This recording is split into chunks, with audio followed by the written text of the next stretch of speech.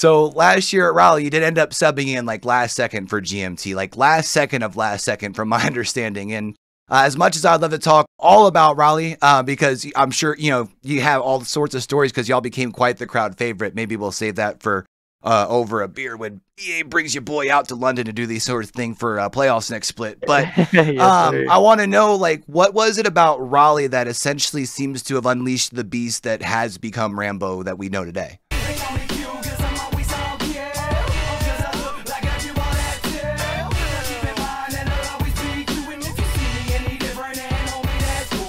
Hey, what it do, YouTube? It's your boy Q, and we are back at it once again, a little over a week away from ALGS Split 1 playoffs at the time of this recording, a little less than a week away by the time that you guys are going to be watching this, and this might be our last pre-landed interview. We may get lucky with just one more, but today, we get to chat with one of the best controller players in the world. He stole a lot of our hearts at Raleigh, recently signed by the Guard, and already in London, so I appreciate you taking a little bit out of your time to chat with me today, homie. Rambeau, how are you doing today? And for anyone watching who might not know about the best hair in the business, tell us a little bit about yourself, fam. What's up, Q? Pleasure to be on here, man. Super stoked to talk with you today. Yeah, man. Super stoked, man, to be over in London competing. And yeah, a little bit about myself. I'm a Florida boy, born and raised. Went to Florida State, go Noles. Let's go. And yeah, I've been playing Apex since May of 2020. Well, actually March of 2020. I've been competing in Apex since May of 2020. So yeah, man. Kind of little background. And yeah. So you getting used to the weather yet? I know I saw your post the other morning. It sounded like you were not about it. Yeah, man. You know, obviously being from Florida, it's you know, even in our winters, the lowest it gets is like in the 60s, 70s. So yeah, it's definitely a little cultural shock, I guess you could say. Waking up and actually having to put layers on, you know, it's a little different for me, but it's honestly a nice little change up. You know, in Florida in the winters, you know, you walk outside and you just start sweating even at like 2 in the morning. So I guess it's nice to, you know, not actually sweat. And but yeah, man, it's definitely freezing. I mean, so you found it though, right? I guess for everyone who was asking. Yeah. Okay, cool. Yeah, I ended up finding it. It took a little bit. Cool. Sometimes you gotta do a little digging. Yeah, I feel it. So, Rambeau, before we start talking Apex a little bit, I know a lot of people, or at least people who follow you, they know about your love for the ocean, especially if they follow you on Twitter. So, if I remember right from being in your stream before, you're talking about before getting into Apex, you were pursuing professional wakeboarding, right? There for a little bit? Yeah, so I've done it pretty much throughout my whole life, ever since I was like a teenager, you know, a youngin. Grew up kind of being on like the lake, wakeboarding in like the bay and so on and so forth, intercoastal. And yeah, I competed for my college at Florida State. I was on their club team, and we went to like a bunch of like tournaments, masters, nationals, stuff like that. And yeah, dude, competed for a decent amount of my teenage years up until college, up until about, I would say, like my senior year of college, up until I was about like 22-ish. Gotcha, okay. Yeah, man, it's really my true passion in life. I was good, but I wasn't good enough, I guess you could say, to really do that. So, but still fun nonetheless, man, and happy to do what I'm doing. But yeah, man, if I could do it all over again, I would have probably pushed myself a little harder and pursued it a little bit more, but it's all good. I mean, it definitely seems like when you get the time to take the break and, you know, get to the water, it definitely seems to be like your place of solace, right? Oh, yeah, man. Being on the water is like kind of like my therapy, you know? It's kind of like my getaway from everything. Kind of, you know, just really enjoy being out there. And it's a cool thing, man, you know, being out there with your family or your friends and, you know, experience like water sports. I always tell people, you know, if you never had the chance to do any like water sports related things, you know, if you've never done it, go out there and get after it. It's being on the water is an unreal experience, no matter what it may be. So, like we've seen with another player we chatted over here recently on the channel, like even though for some people, for you, it might have seemed like an overnight success story kind of heading out of Raleigh, like many of those in life, that's not really the case, right? They're not truly overnight. We know you've been around the scene for a minute, competing in like the ALGS Summer Circuit back in 2020. You've been on rosters like XSET, Torrent, and like My Little Phony, which competed at the NA Championship in 2021. But obviously we know it's not all sunshine and rainbows, right? As much as you're known for your radiant energy, I was wondering if you could tell me a little bit about some of the growing pains along the way that you feel like have kind of prepared you to be on this tear that you've been on these last 6 months.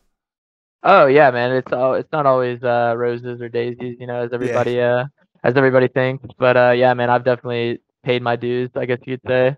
I've been dropped from rosters. I've been on unsuccessful rosters that have, shit the bed. Excuse my French. No, Sorry, but honestly, we're good on this channel, brother. You're okay, cool. fine. All right, cool. But yeah, man, you definitely have to pay your dues. Not everybody like you said gets that overnight success and everything's like all fine and dandy. So, yeah, man, but that I feel like that makes you like molds you into the player that you want to be. You have to kind of go through those growing pains or those misfortunes to really become like the player you want to be. If you don't ever go through adversity, you can't really Appreciate the good, right? yeah, exactly.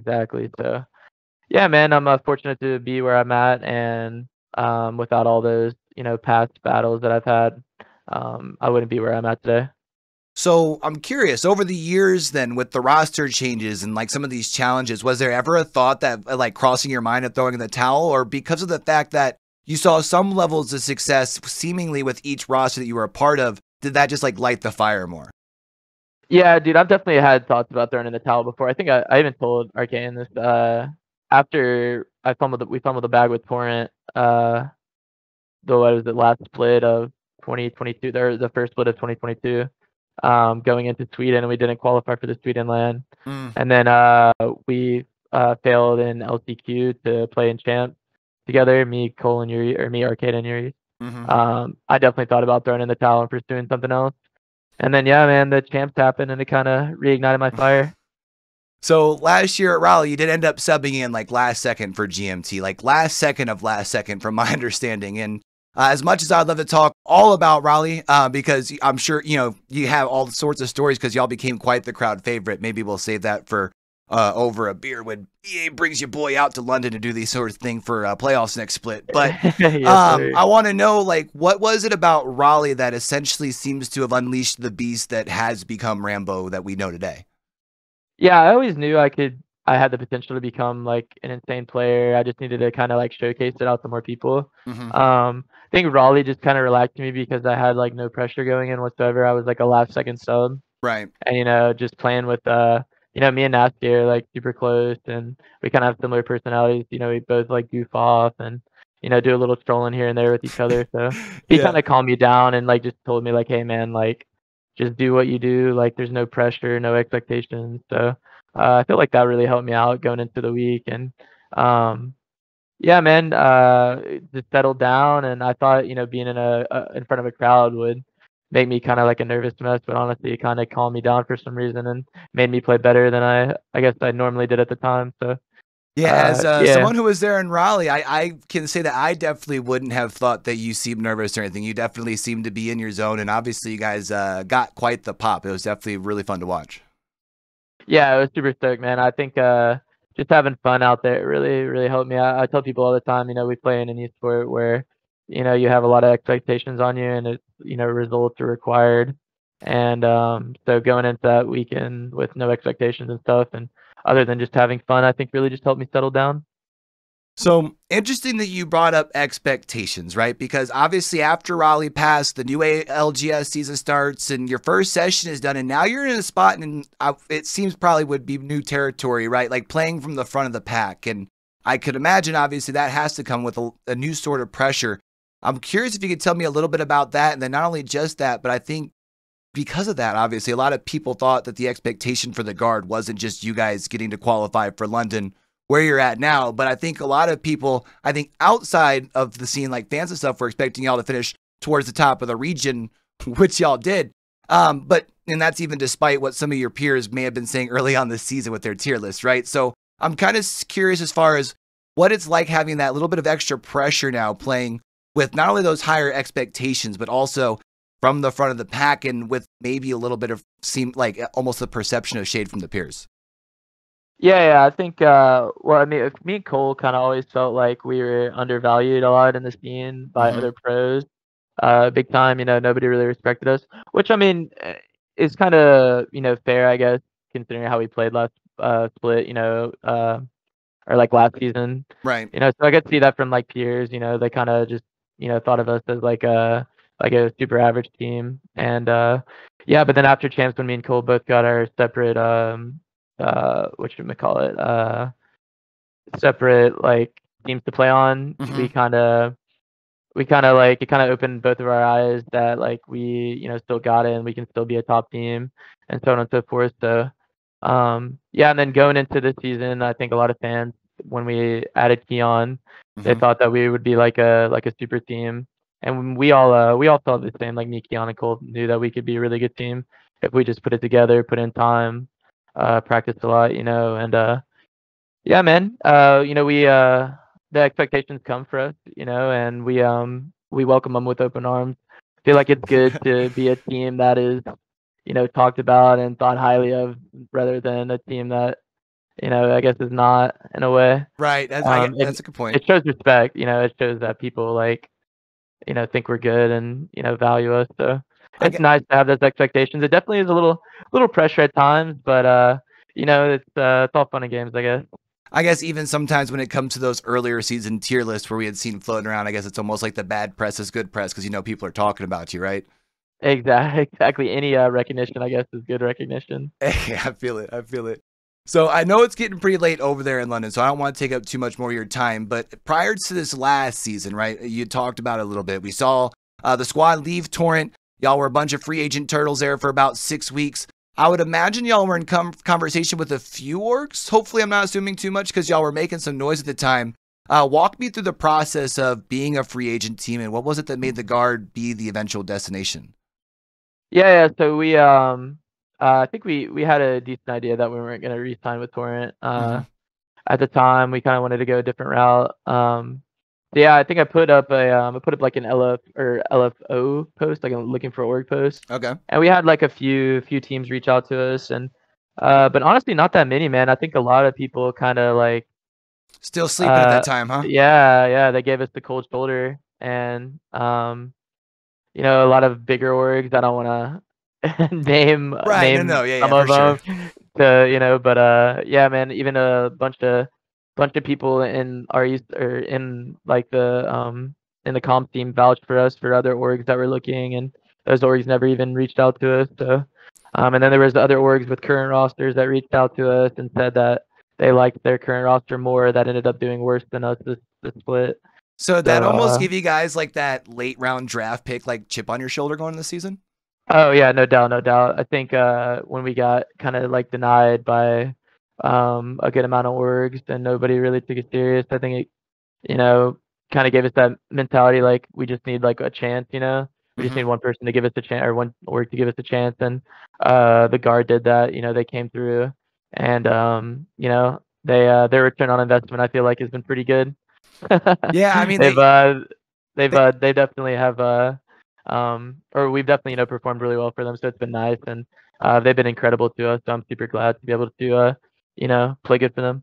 Yeah, I mean, we've been seeing them popping off even in the scenes like Valorant, so I'm sure they were happy to add a roster like you guys that was also able to kind of keep up that momentum over in the Apex side for sure. So obviously now you're in London, right? You're preparing for these upcoming playoffs next week.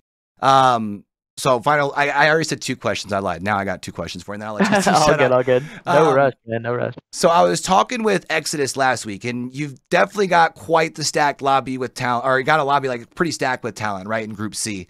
How is the squad feeling about the draw as far as for your group? And I guess the other question would be, what's like the Guard got to do to walk away from London with the type of result that like you and I both know you guys are capable of? Yeah, we just got to play our game. Like when you get to this point where it's 40 teams and the best teams across all region, like every team, no matter what group you get put in, it's gonna be like really good. True. So Right. we just gotta play our own game. We gotta play our smart, rotate, play style where we know we're getting good spots, and I'm trying to get openings with us for us for Valk or with Valk and stuff like that, and just it's really our game, man. Not gonna overthink it. Not gonna worry too much about other teams. Just worry about us, and I think if we do that, then good things will come. Well, hey, man, I know I'm definitely super excited for you guys. I've been pulling for you guys all season out of the NA region for sure. So before we get up out of here, Rambeau, for people wanting to keep up with the broski Rambeauski, where can they find you at? Social media, Twitch, YouTube, all that good stuff. Yes, sir. Twitter, Instagram, TikTok, Twitch, YouTube, /Rambeauski, RAMBEAUSKI. Go tell your mother too. Hey, yo, tell somebody to tell somebody to tell somebody about it. I appreciate it. Definitely feel that. Again, man, thank you so much for taking some time to chat. I wanted to keep this one short because I know it's kind of late for you over there. And obviously, I want to make sure you guys are focused on making sure y'all come home with the best result possible. I'm sure we're going to probably see some comments in the YouTube chat as far as me being able to contain my inner fangirl while we're chatting, because I've definitely been a fan since getting to see y'all pop off at Raleigh, man. Your vibes are always immaculate. I'm really looking forward to seeing what you guys do at London.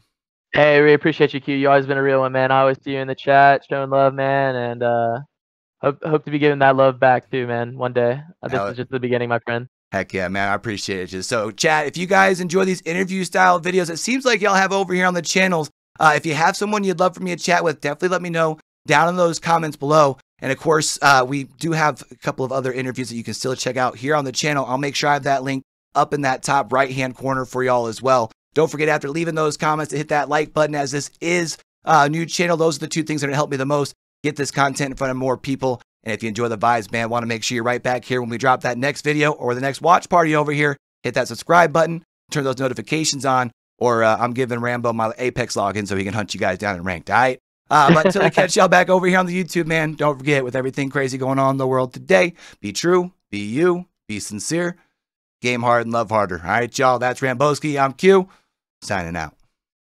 Peace. If you ain't show something, you just don't wanna be.